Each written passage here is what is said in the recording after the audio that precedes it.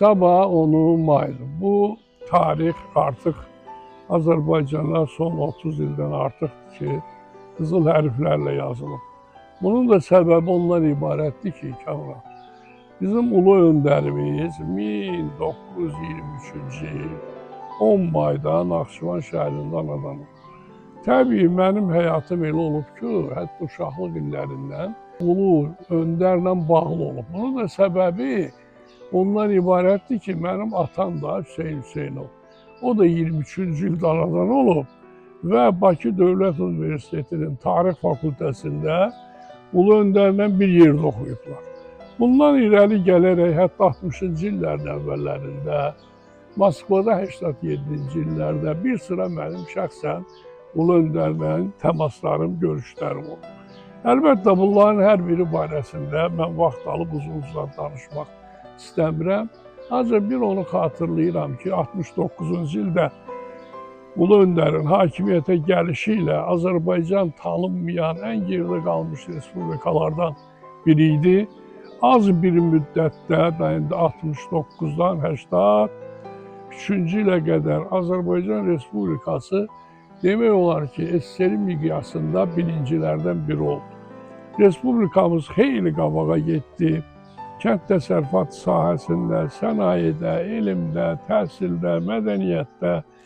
Onu vurğulayıram ki, nə qədər sosialist əmək qəhrəmanları adları verildi. 1 milyon tondan artıq pambıq, 2-3 milyon ton üzüm istehsal olundu. Və SSR miqyasında Heydər Əliyevin nüfuzu, adı artdıqca Azərbaycan Respublikasında tanıdılar. Və mən bu devirlərdə də xatırlayıram, heç Azərbaycanı heç tanıyan yox idi. Əlbəttə, belə bir vaxtdan sonra təbii də ermənilər Moskvanın Qarbaçov hakimiyyəti, Qarabağ hadisələri ilə bağlı 87-ci ildə Heydər Əliyevin hakimiyyətdən kənarlaşdırıldı. Mən onda həmin vaxtı Moskvada oxuyurdum, akademiyada. O devirlərdə də bizim belə qiyamət olsa təmaslar var idi. Mən bilirdim ki, Heydər Əliyevdən küllü miqdarda ermənilər, bəlkə də Azərbaycanlılar özləri də anonim məktublar yazırdılar. Lakin ona baxmayaraq 90-cı ilin iyul ayında Heydər Əliyev Moskvadan Bakıya qayıtdı. Mən də onun qarşılanmasında iştirak eləmişəm. Çox böyük tərbiyəsizliklər oldu. İnandırıram ki, heç onu təsəvvür eləmək mümkün deyil. Belə bir şəxsiyyətə qarşı bir qrup insanları ayağa qaldırdılar ki, belə bir hadisə olsun. Əlbəttə, həmin vaxtı Ulu Öndər səhəri günü Naxçıvanı üst tutdu. Az bir müddətdə orada 91-ci ildə həm Naxçıvan Ali Məclisinin üzvü oldu, həm də Azərbaycan Respublikası Ali Sovetinin sədri oldu. Lakin təəssüflər olsun ki, onun Ali Sovetə gəlməsinə böyük yasaq qoyulmuşdu. Mən də həmin devirdə Ali Sovetin deputatı idim.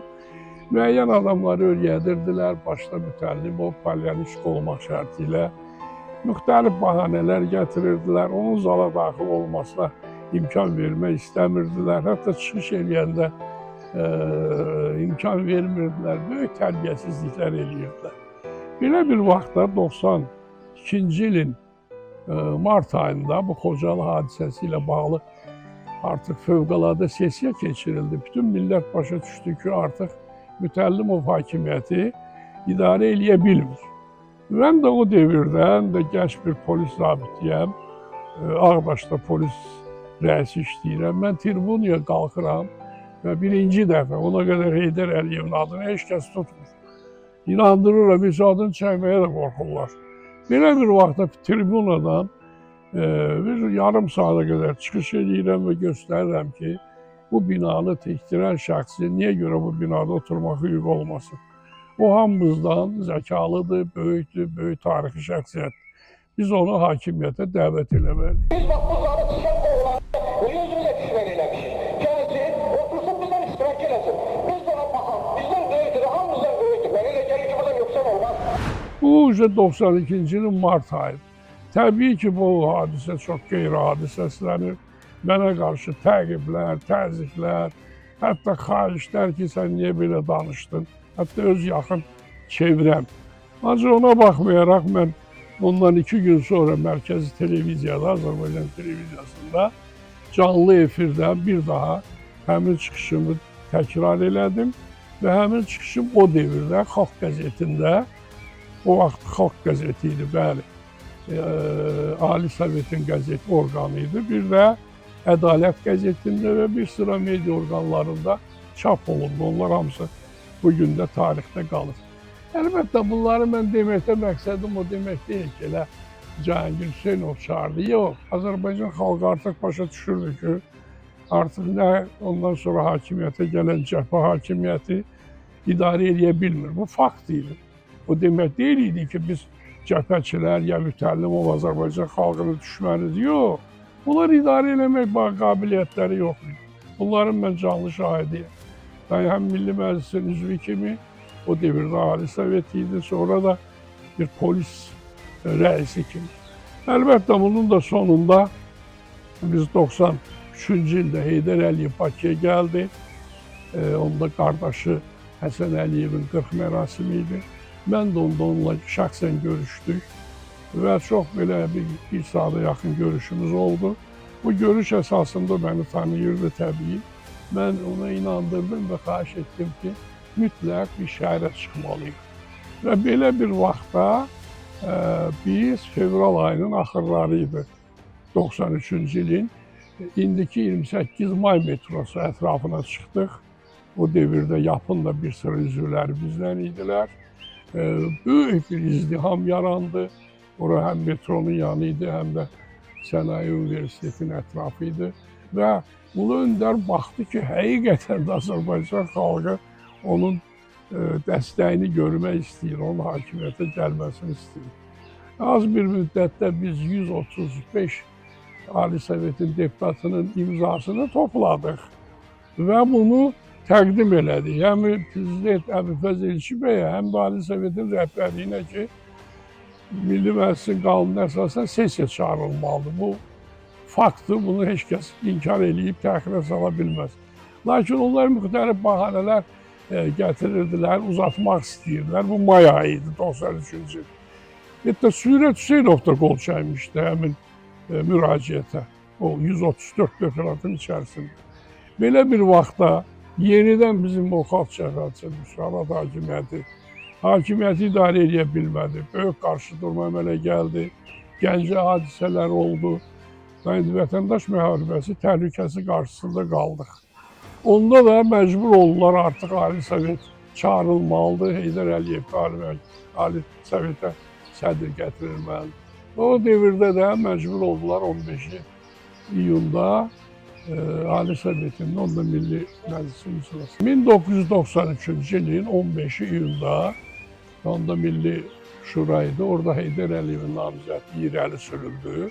Və belə bir məsələ qalxdı ki, bir nəfər də o devirdə Ali Sovetin rəhbərliyindən onun da namizədliyi verilsin.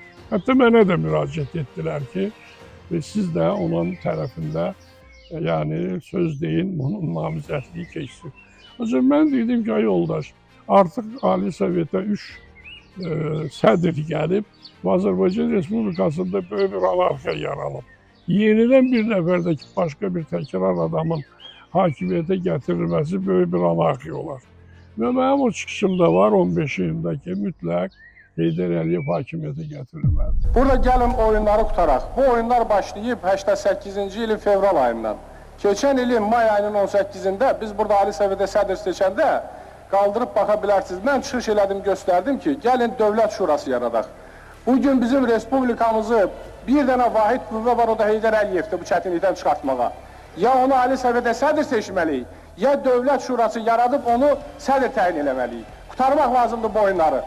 Yalandan hərə gəlib 1 il, 5 ay, 3 ay Ali Sovetin sədri işləyib Respublikanı bu çətin vəziyyətə salmasın. Artıq Respublikanın torpaqlarının onda bir hissəsi gedib və hücumlar da davam edir. Artıq qardaş qırğını var. Əlimiz qana batıb. Düzgün danışmaq lazımdır. İndi də oyun oynayırıq. Kimsə öz vəzifəsinə görə, kimsə öz keçmiş ambisiyalarına görə, kimsə öz çətinliklərinə görə. Mən üzümü Heydər Əliyevə tuturam. Bizim ağsaqqalımızsınız, böyümüzsünüz Heydər Əliyev. Ancaq sizdən bir xahişim var. Gəlin bu xalqa, bu millətə siz bir ata kimi, bir böyük kimi rəhbərlik edin. Siz bu millət çətin vəziyyətdədir, bizi Fələstinin gününə salıblar. bizim milləti çox acınacaqlı vəziyyət gözləyir. 94-cü ilin may ayında atəşkəs müqaviləsi bağlandı, çox düzgün addım oldu və daha sonra Azərbaycan Respublikasının konstitusiyası Heydər Əliyevin rəhbərliyi ilə hazırlandı. Halbuki bu gün də həmin konstitusiya qüvvədədir və demək olar ki, iyun ayından oktyabr ayına qədər Azərbaycan Respublikasının prezidenti seçilib and içdiyi günə qədər Heydər Əliyev Milli Şuranın bütün iclaslarında iştirak edir. Onda da Milli Şura təyin eləmişdilər. Ali Sovetin deputatlarının təxminən 350-sini Milli Məclis idi. Artıq bunların hüquqlarını məhrum eləmişlər. Qanunsuz bir məsələ idi. Ancaq mən onlara baxmayaraq, mən də o səs alınmış deputatlardan idim. Bütün iclaslarda iştirak edirdim və imkan olan kimi də sözümü deyirdim. Mənim elə ikinci çağırış Milli Məclisin üzvü olduğum devirdə də mən onda hüquq komissiyasının dövlət quruculuğunun həmsədri idim. Azərbaycan qanunları təxminən bəlkə də bir 300-ə yaxın qanunları formalaşdı, Milli Məclisdə qəbul olundu və həmin qanunlar əsasında Azərbaycan siyasəti, daxili siyasətimiz, xarici siyasətimiz formalaşdı. Ordu quruculuğu, təminatlar, müəyyən əhalinin, müəyyən qisminin az təminatlı ailələrin hüquqlarının qorunması və s. və s. Orada yüzlərlə qanunları elə şəxsən mən özüm məruzə eləyib müzakirəyə qaldırdım. Heydər Əliyev o qanunların hər birini, mən onu bilirdim, şəxsən özü onlara baxırdı. Prezident aparatından gələn qanunların hər birindən, mən dediyim kimi komitənin həmsədri idim, onun nəzarətindən keçirdi, müzakirəsindən keçirdi. Qanunvericilik orada şöbəsi var idi, orada müzakirə olunurdu. Hətta bəzən bizə də dəvət edirdilər, o müzakirələrdə iştirak edirdik, onun öndərin iştirakı ilə. Yəni o qanunvericilik bazası Azərbaycanda Heydər Əliyevin hakimiyyəti devrində 93-cü ildən 2003-cü ilə qədər möhkəmləndi. İndi də təbii də görürsünüz ki, Respublikamızda həmin amallar sabitlikdir. İndi baxın qonşu respublikalara, dövlətlərə, hər birində nələr var. İndi bilirsiniz də dünyada respublika hakimiyyətində qanunvericiliyin 3 qolu var. Bunun birincisi Milli Məclisdir, Ali Sovetdir. İndi dünyanın da hər yerində belə. İkincisi icra orqanıdır. Bunu da təbii tamaşaçılar bilir. Bu da icra orqanıdır. Üçüncüsü də məhkəmə hakimiyyətidir. Əlbəttə, həmin devirə qədər Sovet devrində belə deyil idi. Sovet devrində Komünist Partiyasının konstitusiyada rəhbər rolu var idi. Bu nəinki məhkəmə, nəinki Ali Sovet, hamısının hakimiyyəti onların əlində idi, icra orqanı, Komünist Partiyası. Ancaq təbii də 91-ci ildə SSR-nin dağılması ilə bağlı Azərbaycan Sovet Respublikası artıq müstəqil Azərbaycan Respublikası yarandı və hər bir halda da o 3 qanunvericilik orqanı da, icra orqanı da və məhkəmə orqanı da təbii ki, inkişaf edib Respublikamızı daha da irəli aparır.